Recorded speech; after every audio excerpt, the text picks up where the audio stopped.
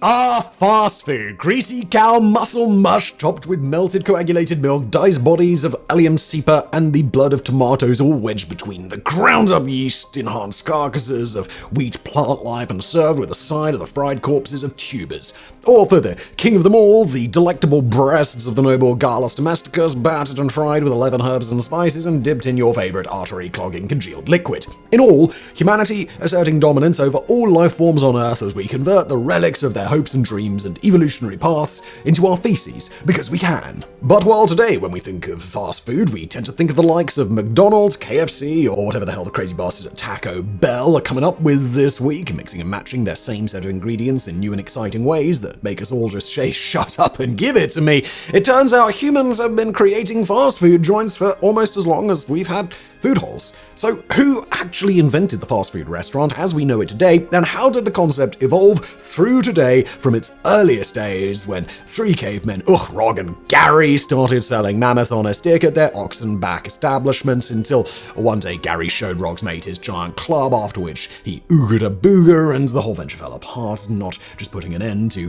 ergs, setting humanity back at least 1,000 years on inventing the greatest thing we've ever come up with, which is of course KFC. Well, put on a bib, unbutton your trousers, and let's dive into the fascinating story of fast food restaurants and the forgotten establishment that helped birth the modern chains that we have today.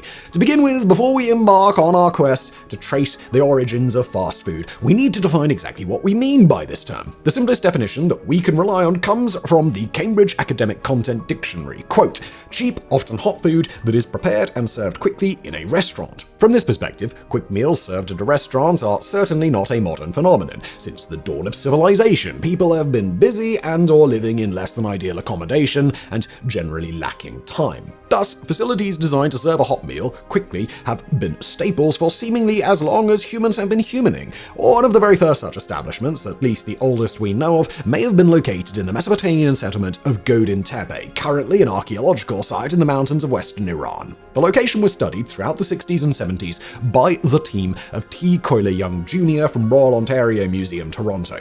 Among the ruins, the archaeologists were intrigued by a mud brick structure dating to 3200 BC, made of several small buildings surrounding a central courtyard. One of them had two large windows, and inside, researchers found bowls, food remains, and almost 1,800 clay bullets, used as sling ammunition for hunting or warfare. Coyle Young first posited that these large windows acted as a storefront of sorts for an eatery at Godin-Tepe. Patrons filing outside the building could grab some quick food to go before getting back to their Mesopotamian business. Just before we get back to Simon diving into today's video, ever Googled yourself and been shocked by all the hair that suddenly appears on your palms, subsequent blindness, and how much of your personal info is out there? Your name, address, phone number just floating around, up for grabs, with countless companies collecting and selling it willy-nilly, possibly resulting in identity theft, phone calls, human sacrifice, dogs and cats living together. Mass hysteria! But fear not, because the sponsor of today's video, Delete Me, has your back. Delete Me is a hands-free subscription service I've personally been using for just shy of a year now that helps remove one's personal information that's being bandied about and sold online. Sign up is quick and easy, and from there, their system and team of privacy experts scour the web looking for anywhere your personal information is available from hundreds of data broker sites. Once they've done that, they then give you a report showing exactly where your data has been found and removed. From there, they continuously monitor various outlets and repeat removal as needed to make sure your data isn't ever getting repopulated. Beyond all this, they also have privacy advisors at your disposal if you need to make any custom requests or have any concerns about anything you see in your report, with your first report coming 7 days after you sign up. If you similarly value your privacy and you'd like some help protecting your personal data, head over to joindeleteme.com/TIFO and use the promo code TIFO to get 20% off all US consumer plans with our exclusive promo code. Now back to Simon for today's video. According to archaeologist Hilary Gopnik, the menu offered by this ancient takeout restaurant may have included goat or sheep roast, lentils, beer and wine, while those bowls found inside the building probably stored rations of grain. But what of those sling bullets? According to researcher Virginia Badler, University of Toronto, their presence suggests that the main patrons of the joint might have been soldiers patrolling the trade routes in the area. Of course, it may be that the building with the 2 windows was not actually a restaurant, but rather the equivalent of an army supply center, or something else altogether, as the lack of documental evidence does not allow us to formulate a definite verdict. For something much more definitive, we need not look further than the Roman Empire, because of course it's always the Romans, mainly because they were good at writing stuff down and conquering the world, so we know a lot about them. In any event, archaeological evidence at Pompeii, Herculaneum, and Ostia has revealed how cities in the Roman Empire were replete with eateries called poponi or thermopolia, where ordinary citizens could grab a quick hot bite on the go or a cup of mulled wine. These restaurants specialized in simple fare such as sausages, offal, whitebait, pulses, baked cheese, boiled or roast meat, and hot tarts. The specialities were arranged in earthenware jars, themselves embedded into long counters or bars. These counters were usually street-facing so that the aroma of freshly cooked food would entice patrons to order their meal. Some of the more sophisticated venues, such as the Thermopolium in Pompeii, were adorned with colorful frescoes to further grab the attention of passers-by, which was essential considering the amount of competition, given that a single short street in Pompeii could have as many as a dozen poponi. The Pompeii business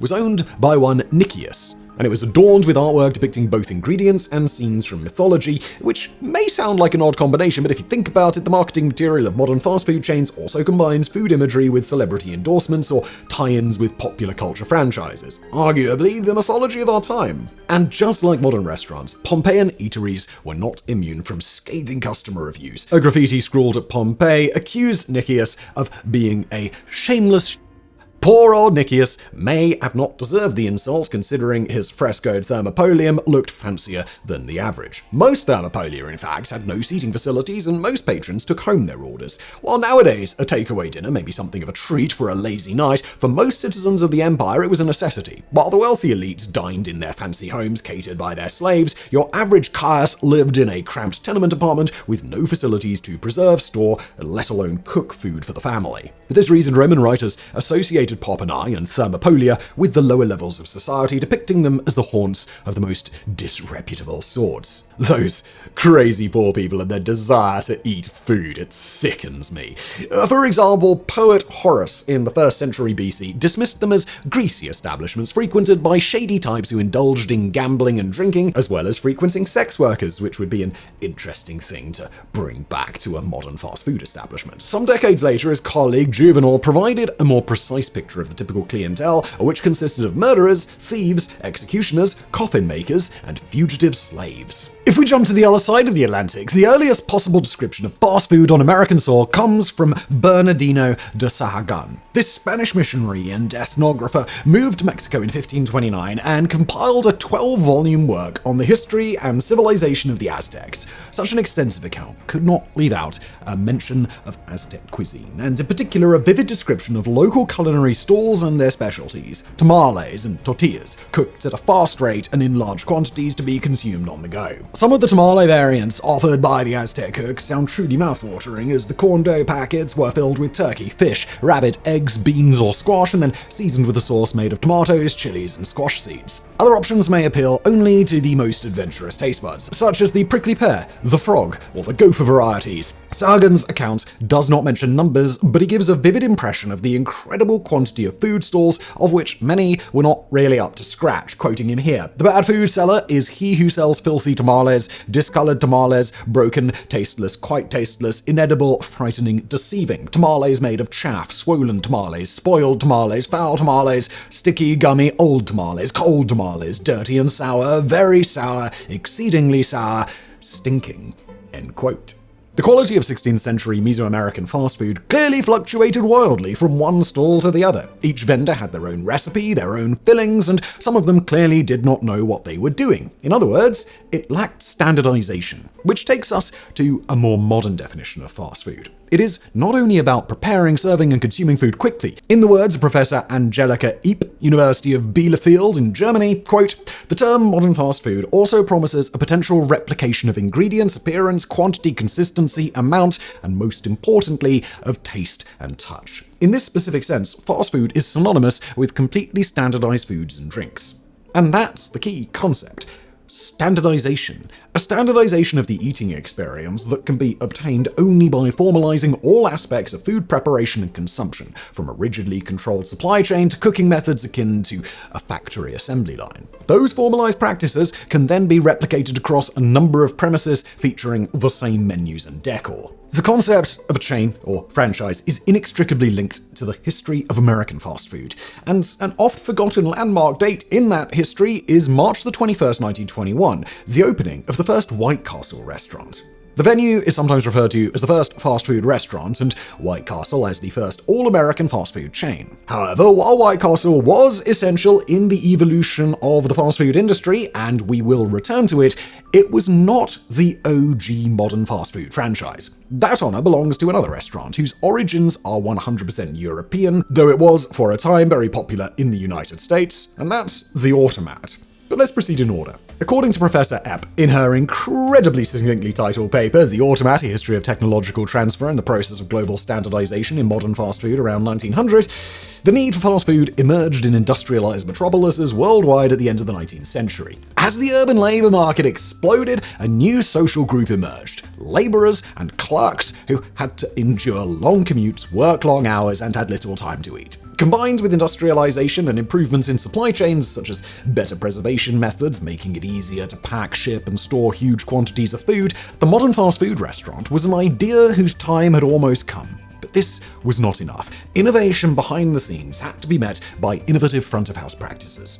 Since the mid-1840s, technological advancement in the retail sector began to see automatic coin-operated vending machines emerge. Early models were developed by perfume makers in the US, Britain, and France, with Parisian Philippe Leoni being at the forefront of automated fragrance sales.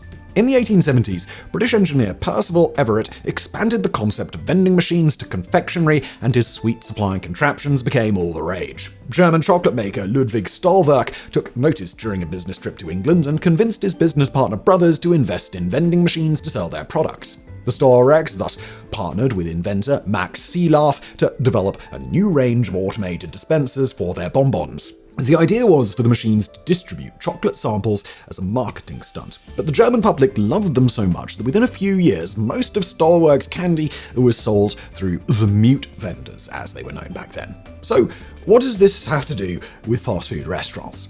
Well, in 1895, Stahlwerk and Stieler founded a new company devoted exclusively to automated sales of food items. This was the German Automat Company, or DAG, for Deutsche Automaten Gesellschaft.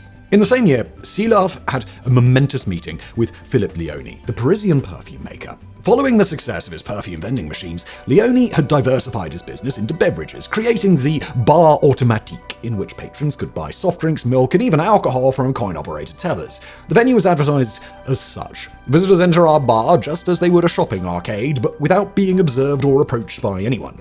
In other words, the key selling point of the Automatique was that patrons could avoid scrutiny and, in general, human contact, a notion that I think we can all absolutely get behind. I mean, people. Inspired by Leoni's success, Seeloff pitched an idea to the Stahlwerk brothers. Why limit ourselves to chocolates or drinks? How about creating an entire array of vending machines where patrons could get a full hot meal for a few coins? The business partners agreed, and by 1896, Seeloff was able to present his automatic buffet at the Berlin Trade Exhibition. It was a huge success, prompting the DAG directors to create a new company, Automat GmbH, and to set up the first ever entirely automated restaurant, the Automat. The naming department didn't get a bonus for creativity that year. The first Automat opened in Berlin's Friedrichstrasse and presented itself as a series of vending machines side by side, fronted by a continuous counter. Initially, machines dispensed only cold sandwiches, but very soon the restaurant started offering hot dishes too. Each dish was placed behind a window which would open after inserting a coin. The interior was rather striking, all marble and mirrors. Not only was the decor rather luxurious, but it was also easy to clean, which appeared to be Seeloff's main concern. Urban residents at the time were starting to take stock of the health risks associated with poor food preparation, and thus appreciated restaurants which projected an image of cleanliness. Seeloff and the Storeworks initially marketed their Automat as the ideal restaurant for single, self-reliant, business-like men who wanted to grab some decent grub without the torture of interacting with those bloody human beings. But Berliners did not appreciate this pitch, and the restaurant took off only when it started targeting tourists and middle-class couples on shopping expeditions, still a staple of fast food customers. Their ads featured keywords such as up-to-date, casual, quick and good, and no tipping. In any event, the success was immediate, and the Automat GmbH team opened several new locations in Berlin. But their core business model was not to create a restaurant franchise, let alone directly manage their chain. Seeloff and the Super Chocolate Bros were more interested in manufacturing the vending machines, which would then be sold as fully integrated automated restaurants. Their clients would then install them in their own premises throughout Germany and use them as they saw fit. In other words, dozens of restaurants used the Automat GmbH vending machines, but only a limited number of Berliner venues were operated directly by the company. Therefore, the Automat restaurants were far from being a truly national chain, but it seems that at least the Berliner locations applied a certain degree of standardization. At the start of the new century, Automat GmbH expanded its business by selling automated restaurants to clients in Belgium, Britain, Denmark, France, Sweden, Switzerland, and South Africa. But the region where their vending machines were most badly needed was the American East Coast. Its fast-growing cities were home to an ever-expanding army of clerks and employees in need of a quick lunch or snack. This demand was initially met by the mushrooming cafeterias, also known as quick lunchrooms. According to food historian Harvey Levenstein, the first such cafeteria was a Swedish-run establishment set up in Chicago in the 1880s. The owners first positioned their venue as a smorgasbord or sandwich buffet, which also served hot coffee. But as they were looking for a fancier-sounding name, they combined the Spanish word for cafe with the suffix teria. Business partners Joseph Horn and John Hardart of Horn and Hardart Baking Co. operated a successful cafeteria in Philadelphia, but were looking for ways to increase efficiency and meet growing demand. During a business trip to Berlin, Horn was deeply impressed by the Automat and thus contacted Seeloff and the Storeworks to order a fully equipped restaurant. The price tag came at 37,000 marks, which, according to Bundesbank estimates, equates to $309,000 in today's money. Unfortunately, the first ever automatic restaurant to sail for the US was lost in a shipwreck off the Irish coast. Luckily for Horn and Hardart, Seeloff was a true customer service legend. He not only immediately dispatched a second set of vending machines, but he traveled to Philadelphia to directly oversee their installation free of charge. The first Automat on US soil thus opened on June 9, 1902, and it was advertised as a, quote, new idea lunchroom. The launch campaign claimed that as a patron, quote, you absolutely help yourself. No waiting or delay. You see what you want and you get it immediately. By the end of 1902, another automatic restaurant had opened in New York. This was not owned by Horn and Hardart, but by one August Weil, another client of the Automat company in Germany. Weil's Automat attracted some good business on Broadway, which may have prompted the two entrepreneurs from Philly to expand to the Big Apple. Very soon, Horn and Hardart coin-op cafeterias dominated the New York market, especially in Manhattan. While their machines were still provided by the Automat GmbH, the premises and furnishings took on a distinctive American feel. With their Art Nouveau touches, they were still luxurious compared to modern fast food chains, but were definitely simpler and more practical. The lunchrooms were larger than their German counterparts, and the table layout encouraged strangers to sit together and engage in casual chit-chat. By 1910, the H&H automated eateries were so popular that they were celebrated as an all-American invention steeped in the country's tradition of democracy and stealing other nations' ideas and calling it their own. A Washington Post article from March 29th claimed that, quote, the Automat was born in New York. It was exported to Germany, and there it has flourished like a Green Bay tree. It appears that the Germans have an idea that Americans never eat except the food and drink be served by slot machine. The crowning glory of the quick lunchroom as an American institution is its democracy. The Wall Street banker and the Wall Street newsboy regularly eat at the same place. With all its faults, the quick lunchroom is an American institution of which we ought not to be ashamed. End quote. The Automat experience may have broken down class barriers amongst patrons, but according to Professor Apple, this kind of democracy did not include everybody. On the contrary, the economic success of the Automat in New York and Philadelphia relied on the exclusion of black people and immigrants who could be perfectly trapped behind the Automat. It was their miserably paid labor that made the food in the Automat so cheap. Early marketing material and imagery also suggests that automats were staffed by African-American cooks and cleaners who received low wages and worked long hours. We can glean some hints of Automat working conditions from a September 15th, 1917 article published by Philadelphia's Evening Public Ledger, quoting, "In order to give their men better working conditions, several of the all-night restaurants operated by the Horn and Hardart Baking Company will be closed during the early hours of the morning. After 6 months of exhaustive study of working conditions, the officials of the company have decided to put their men on an 8-hour shift instead of the old 12-hour schedule. No reduction in wages will accompany the shortening of the working day." And that sounds great! Shorter hours, same pay. Although the article specified that the new labor regulations applied to 5 out of 6 restaurants in Philadelphia, there was no mention of the New York venues. In the Big Apple, Horn and Hardart proved to be far ahead of their time in another department: electric vehicles. An advert published by the New York Edison Company in May 1918 boasts how the restaurateurs had bought 9 electric trucks from them. Of course, before Henry Ford ruined everything and made automobiles affordable to the plebeians, helping them feel like they deserved nice things in life, which they don't, electric cars and their wealthy owners were king of the road, as it should be. Okay, but how exactly did a New York Automat work? As a patron, you'd walk in and take a look at the dishes displayed behind the vending machine's windows. You would then insert the right amount of nickels into a slot and turn a knob to open the window. Food was served, hot or cold, on rather refined dishware and crockery. Once you'd removed your dish of choice, the kitchen workers would replace it with a new serving. Service was thus immediate, and patrons did not have to endure lengthy queues or eye contact with another human being, again, God forbid. Behind the scenes, kitchen staff operated by following highly standardized practices. According to the author Nicholas Brommel in his paper, The Automat, Preparing the Way for Fast Food, recipes and instructions were rigorously compiled into extremely detailed training manuals. The corporation imposed regulations on how big the square of bacon on top of the beans should be, 1 by 1 inch, exactly how long to cook it, how much to serve, and when to turn over the slice of bacon. Automat manuals told managers not only how to prepare food, but also how to position it on a plate. Preparations were frequently sampled by ruthless central commissaries employed by Horn and Hardart, who had no qualms in harshly suppressing any deviation from corporate dogma. According to one kitchen employee, quote, "We sent back 1,000 gallons of soup because an ingredient was missing. Not because it was bad, an ingredient was missing." The aim was to reassure local customers that all dishes tasted exactly the same all the time across the entire restaurant chain. So, to recap, Horn and Hardart Automats were a restaurant chain offering food for fast consumption prepared according to rigid standards. These elements would make them the first modern fast food chain in America, but the company would fail to replicate their incredible success beyond the confines of New York. Quoting from Brommel again, "The changes Horn and Hardart initiated may have eventually spread nationwide, but the cafeterias relied on the transportation system and demographics of New York City to keep this new format profitable." In essence, in order for their business model to work, Horn and Hardart heavily relied on Manhattan's high density of office buildings and subway stations, which ensured a constant footfall of hungry patrons.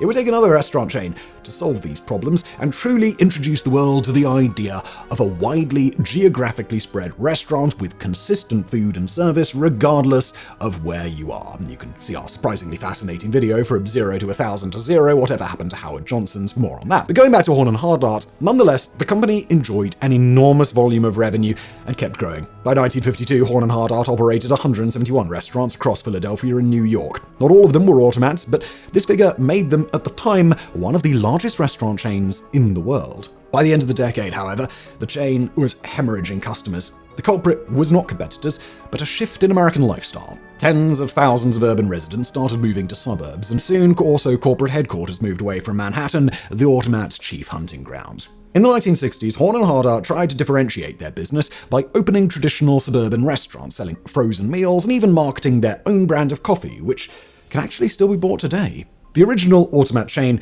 is now largely forgotten and definitely not immediately associated with the concept of modern fast food. Other names might spring to mind, economic giants such as McDonald's or Burger King, whose rise to culinary stardom was propelled by a food item as American as the bald eagle, the hamburger. But neither of those chains can boast the claim of having been the original hamburger staple fast food restaurant. That honor arguably goes to White Castle, which can also be credited with introducing many innovations which are now part and parcel with modern fast food restaurants. But before we get to them, it's worth exploring the origins of the king of sandwiches, the humble hamburger. We can trace its first steps back to Germany again, where local cooks had been preparing a tasty, flattened meatball of ground beef since the 17th century, known as a frikadelle. German sailors, many of whom traveled out of Hamburg, popularized the frikadelle in the port of New York City sometime in the 19th century, where it was presumably rechristened as Hamburg steak. The first mention of a Hamburg steak recorded by the Library of Congress's collection of historic newspapers comes from an 1872 article in the Evening Star. The unnamed journalist sings the praises of Thorpe's, a restaurant located 14 miles outside of San Francisco. Quote, "As for the Hamburg steak, that is a long way beyond my powers of description. The memories of its juicy tenderness and delicious flavor will long live to tickle the palate and awaken pleasant associations." Of note, the author does not bother to describe what a Hamburg steak is, implying that as of 1872, the readers were already well acquainted with the dish. Another interesting point is the paper was published in Washington, D.C., but it was about a restaurant in California, implying that the hamburger was already an established staple from coast to coast. The first recorded mention of a hamburger sandwich, instead, can be traced back to an 1889 article by the Walla Walla Union in Washington state.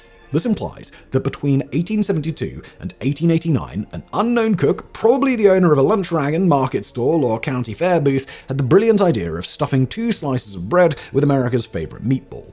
This dating lends credence to the claims of 2 possible contenders to the title of Father of the Hamburger. The first candidate is Charlie Negreen from Seymour, Wisconsin, now the home of the Hamburger Hall of Fame. According to locals, the 15-year-old Charlie sold his first hamburger in 1885 whilst manning a Hamburg steak stand in the Outer County Fair. He realized attendees had trouble eating the meatballs while walking around the fair's exhibits, and thus Charlie had the simple and brilliant idea of smashing the Hamburg steaks between 2 slices of bread. But the good people of Akron, Ohio, might beg to disagree. The local Akron Beacon Journal, writing in 1951, attributed the honor of the invention to Frank and Charles Mention. While at a county fair in 1885, the 2 brothers ran out of their lead ingredient, ground sausage, and replaced it with ground beef instead. The new sandwich was an instant hit, and the brothers named it after the town hosting the fair, Hamburg, New York. The other stories place the laurels of triumph upon the heads of German cook Otto Kraus, Danish immigrant Louis Larsen, or Texan Fletcher Uncle Fletch Davis. But these stories claim the first burgers were grilled in 1891, 1900, and 1904 respectively. Whoever truly first invented it, some 30 years after its descent from the culinary heavens, the hamburger crossed paths with restaurateur Walter Anderson of Wichita, Kansas. In early 1916, he perfected a method of preparing tasty hamburgers by smashing the beef patty with a spatula, seasoning it with shredded onions, and then placing both halves of a bun onto the meat to pick up its flavor. On October 16, 1916, Anderson bought a streetcar, fitted it with a counter and 3 stools, and started selling his tasty, squared, perfectly grilled hamburgers. They were nicknamed sliders and sold at the price of 5 cents or 80 cents in today's value. Patrons were encouraged to take home several sliders at the time with the slogan, "Buy 'em by the sack." Anderson's business was doing great. By 1920, he was able to open 2 more stands and picked up a business partner along the way, Edgar Waldo Billy Ingram, a realtor and insurance salesman. Billy chose the name of their new company, a brand which stood for purity and strength, White Castle, and on March 21st, 1921, Walter and Billy opened the first fixed White Castle location in Wichita. Already from the get-go, Anderson and Ingram devised what would become the next leap forward in the evolutionary development of American fast food. The Horn and Hardart Automats had introduced the concept of standardized menus across a number of similar, immediately recognized locations. Their kitchens, however, still operated according to traditional practices and cooking methods. It was White Castle which helped pioneer that defining feature of fast food chains, a carefully designed and systematized cooking process akin to a factory assembly line. This process had obvious benefits. First, it allowed for staff to make the best possible use of every available square inch of space within their cramped kitchen. Second, it made it possible for them to quickly cook and serve high volumes of food to meet increasing demand. Third, it helped make it so the cooks didn't need any real extensive training. The White Castle founders had another intuition, making their kitchen visible to patrons. You see, in 1906, author Upton Sinclair had published his novel The Jungle, which had exposed the bad practices of the meatpacking industry. Since then, the American public had grown suspicious of preparations involving ground meat, but an open kitchen would reassure patrons about the cleanliness of White Castle employees. This had another unintended consequence. It revealed to the public the highly efficient burger assembly line devised by Anderson and Ingram, and according to journalist Adam Chandler, the patrons loved it. Quote, there was a real assembly line fervor that was raging across America. White Castle adopted this model. They had these efficiencies built into it that really spoke to the fascinations of the era. The success of White Castle was immediate, spawning copycat restaurants as early as 1922, such as Royal Castle in Miami or White Tower in Milwaukee.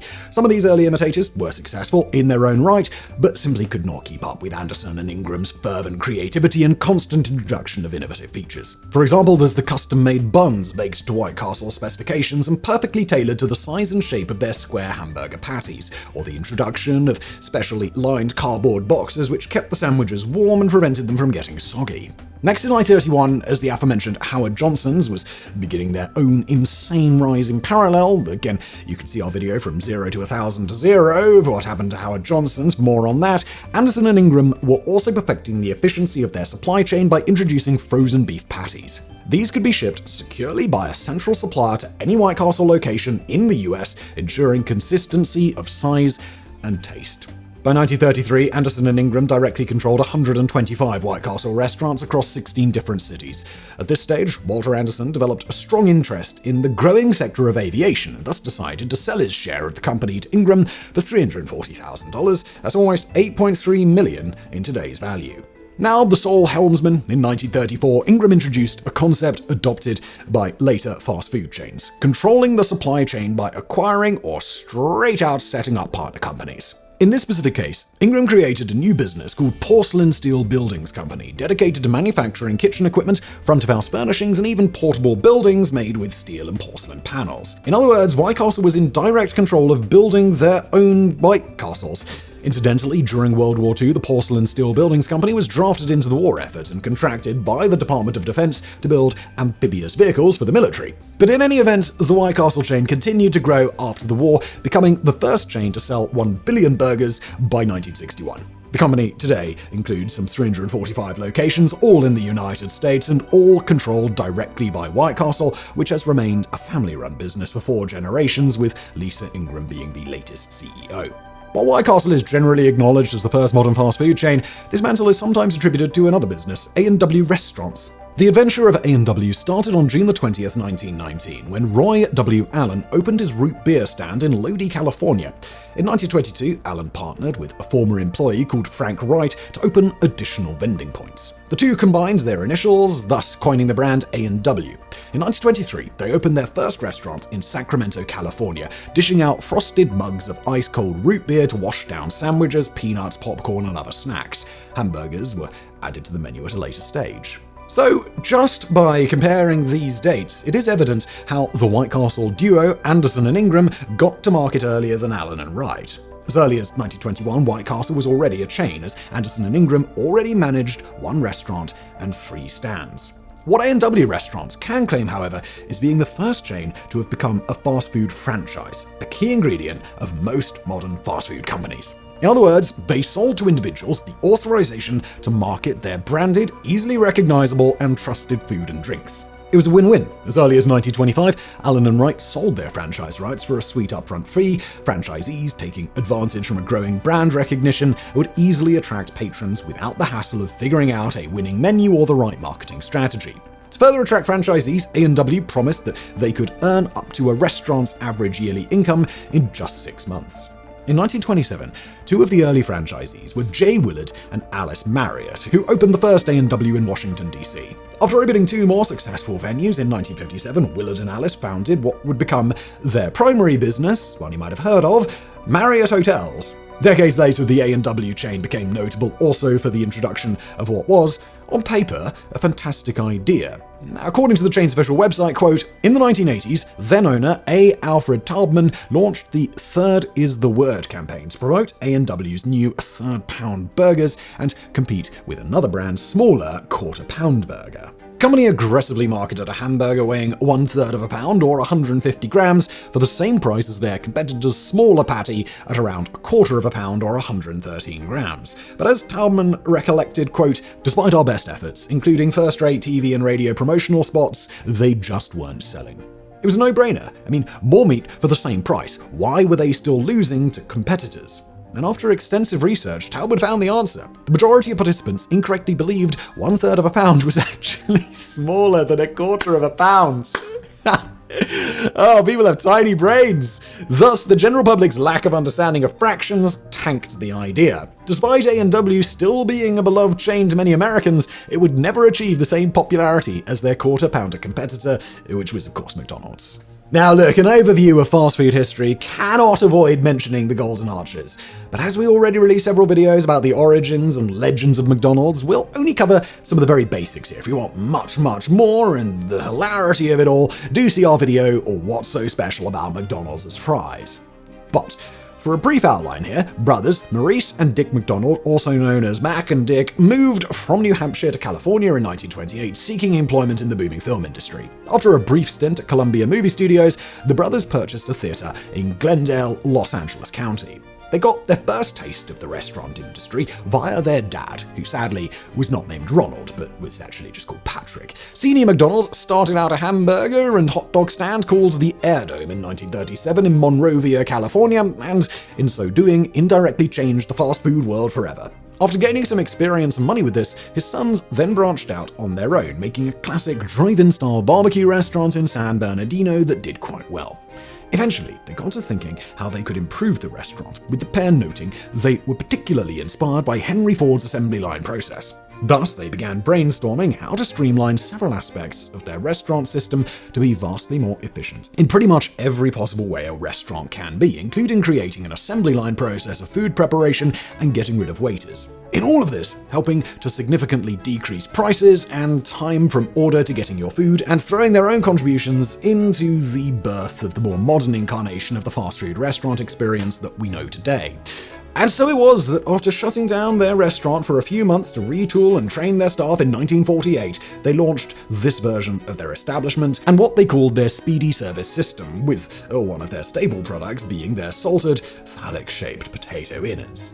While today, using French fries as a staple product in a restaurant geared towards serving customers more or less immediately upon order is par for the course, at the time it was not given that French fries are actually a pretty labor and time-intensive creation from start to finish, needing, at minimum, to peel the potatoes, dice them appropriately, rinse off excess starch, then dry them, and then, after all that, finally spend some time frying them up. And heavens forbid they get cold, as cold fries generally not awesome. Or, God help you if you slice and dice them too early, as they have a tendency to discolor rapidly if you do so. Further, at this point, all of this was more or less done by hand on site. As such, many similar burger places of the era who were trying to focus on speed would go with the French fries' rather attractive cousin, the potato chip. But as noted, the McDonald's brothers wanted to go with French fries instead. So just how did they come up with their iconic fry, and who was involved? Well, you can go watch our video, What's So Special About McDonald's Fries, if you want to know more about that. But going back to the general tale, during the process of all of this, Mac and Dick also removed all amenities which encouraged patrons to hang around their joint without buying much food, if any. The jukebox, for example, had to go. Next, they scaled down their menu to the items which represented the vast majority of all sales: burgers, coffee, soda, pie, and potato chips. After another round of careful review, the latter two were replaced by milkshakes and the aforementioned French fry, respectively.